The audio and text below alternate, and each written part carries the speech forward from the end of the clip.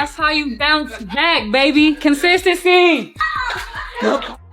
After two straight embarrassing losses to teams they should have beaten, the Indiana Fever walked into Gainbridge Fieldhouse against the Atlanta Dream, with everyone questioning if this team was falling apart. Caitlin Clark had just returned from injury. There were reports of heated arguments between her and coach Stephanie White, and Brittney Griner's disgusting comments about Clark from their last meeting still hung in the air. But what happened next wasn't just a win. It was a statement. The Fever didn't just beat the Dream. They absolutely demolished them 99-82 in a performance that had everyone remembering why this team has championship potential. If you support the Fever, then comment, "I've got the Fever." Let's go. Picture this. The Indiana Fever just dropped two games they should have dominated, and fans started wondering if their team was completely falling apart. The losses to the LA Sparks and Golden State Valkyries weren't just defeats. They were warnings that something was seriously wrong with this roster. The chaos started when Caitlin Clark got injured with a groin injury,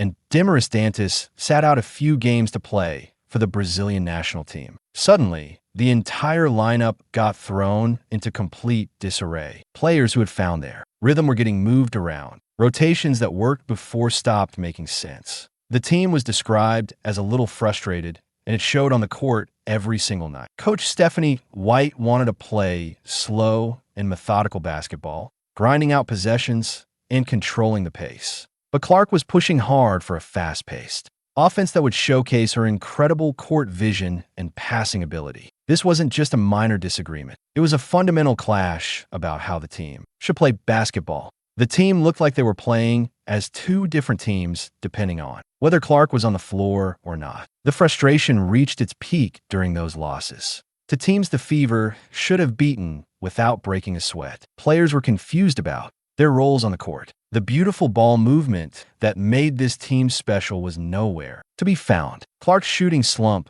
made everything worse. She was shooting just 28.9% from the field and 11.4% from 3.5 games. Here's where it gets really interesting.